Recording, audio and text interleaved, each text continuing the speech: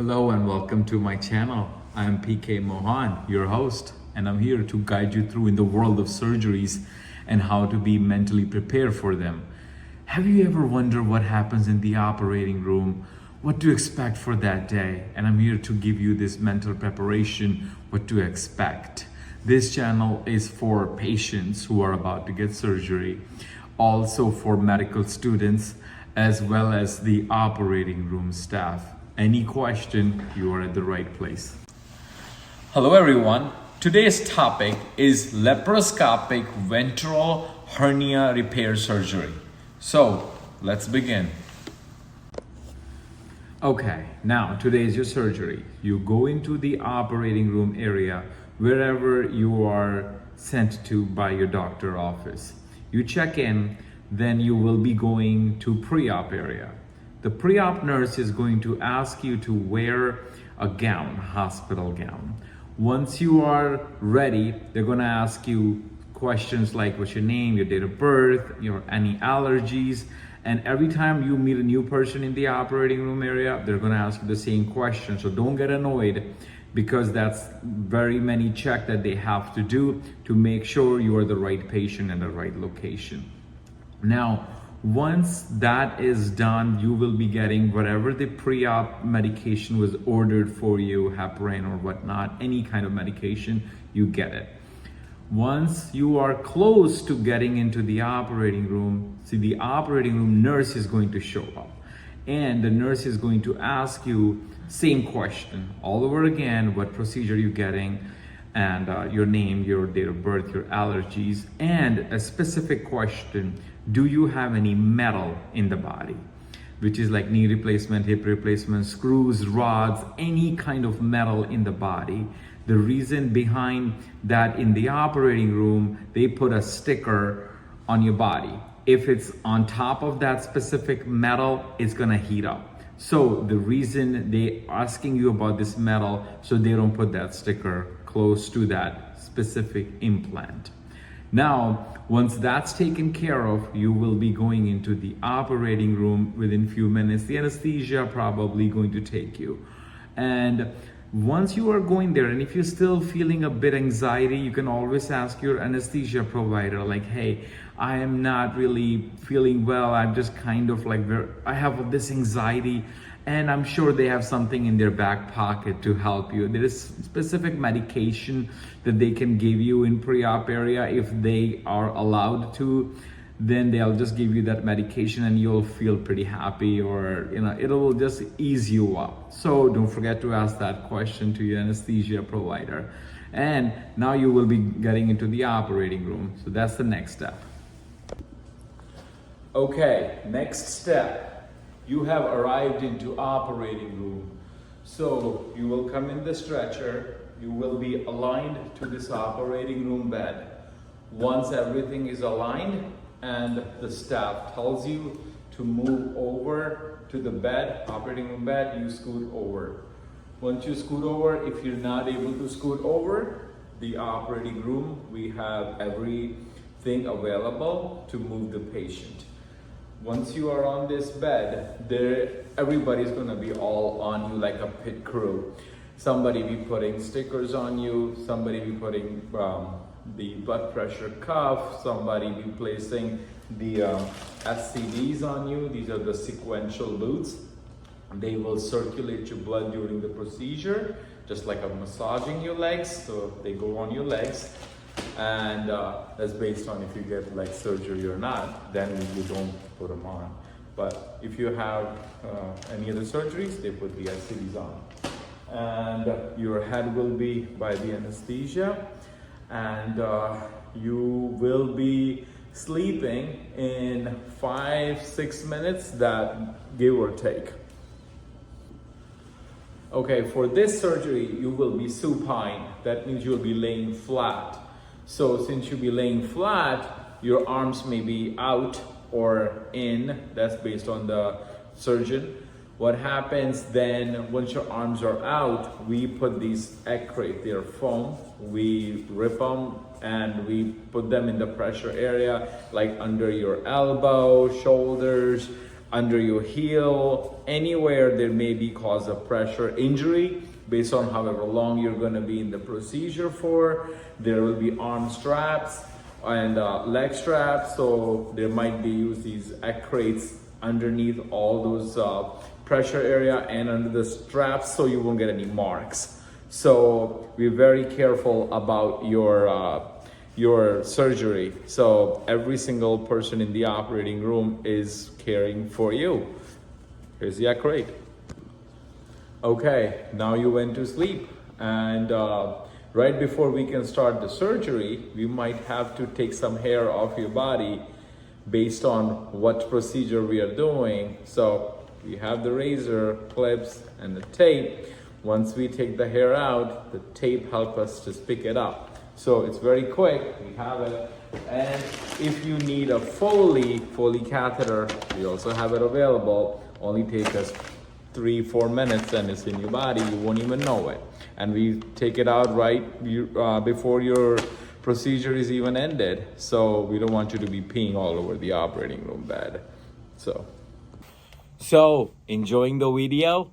Now, I would like to tell you that I am a published writer and I have written not one, not two, but over 30 mental health books. I only write about mental health and related topics, and my books have inspired many. The link for all my books is below. Please go and check it out and support me. Now, back to the video. So another preparation before your surgery can actually begin is prepping your body.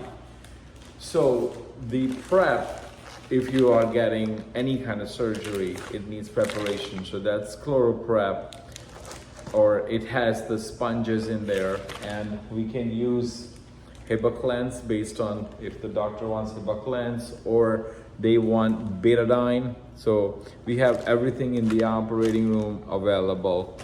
If we use the ChloraPrep on your body, we have to wait 3 minutes after it's applied because the chemical in it may cause fire if it's not get dried. So by law, we have to wait 3 minutes after it's applied before we can put anything on you. So here is the prep. Next step, we have to put a Bowie pad on the patient. So the Bowie pad is a sticker, gets onto the patient mostly right thigh, left thigh, or by the calf or scapula, flanks, doesn't matter, as long as it's away from any metal.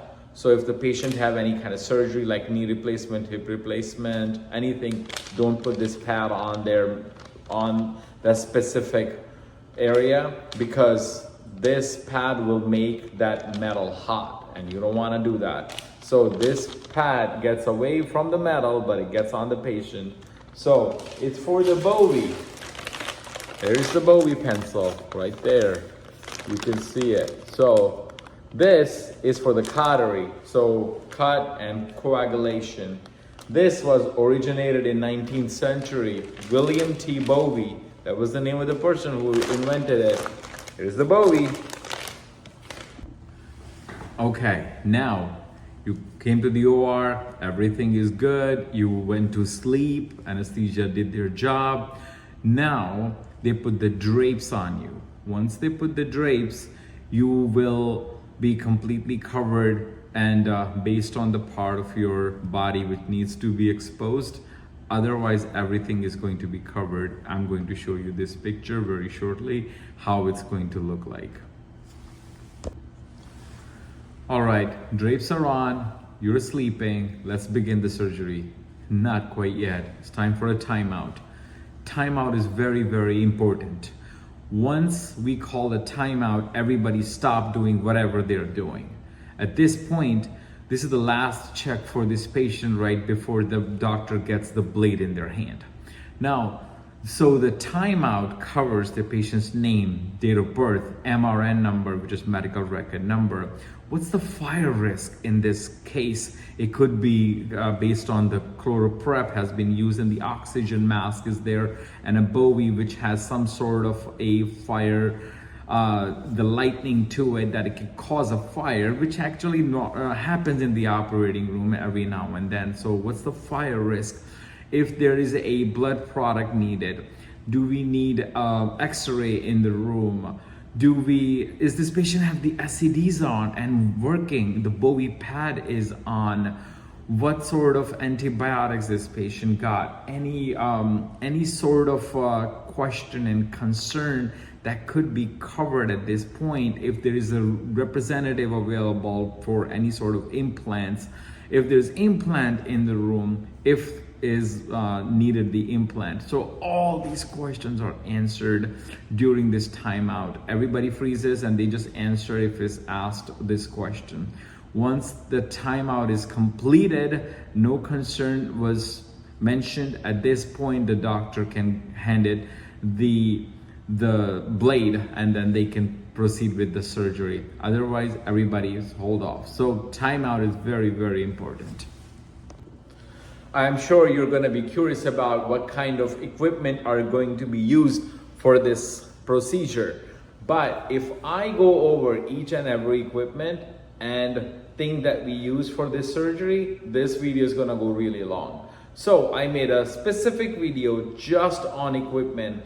You need to see it as a patient, you need to see it as a medical student, and you definitely have to see it as an operating room staff. What specific items will be used for this procedure? The link for that video is up there as well as below. So look for that. So after the surgery is completed, we have to dress the wound. So there are so many options, whatever doctors like.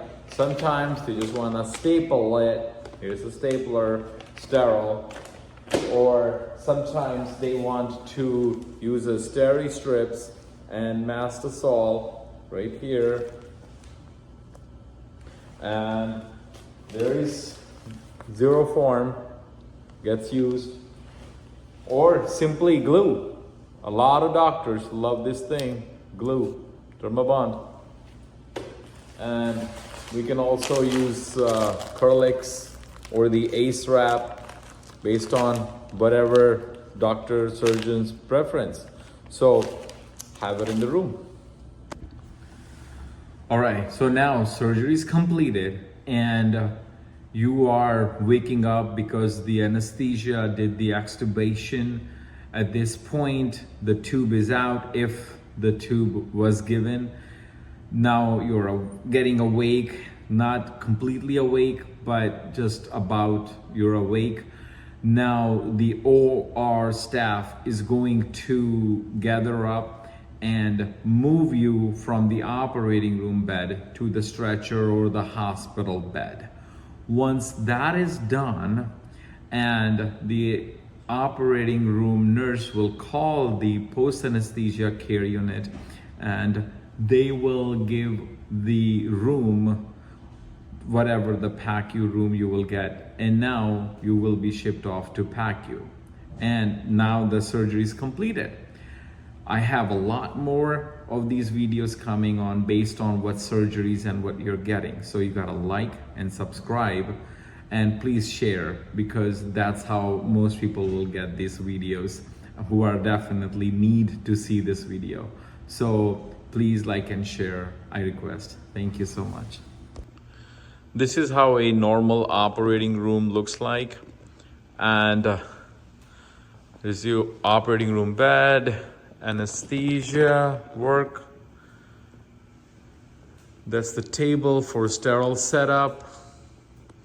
This is called Neptune. This is for the suction of the blood. Anything for pneumo right here. SCD's connector for the Bowie. This is the bear hugger. Bear hugger is mostly used by anesthesia, where they keep you warm. There are all the stock stuff, the gowns, the gloves, and small things. That's where people chart. Everything gets done in the operating room. printer, whatever. If there was a picture taken from inside the body. And here's the timeout board where we put the patient information and we use it as a timeout. Operating room, everybody.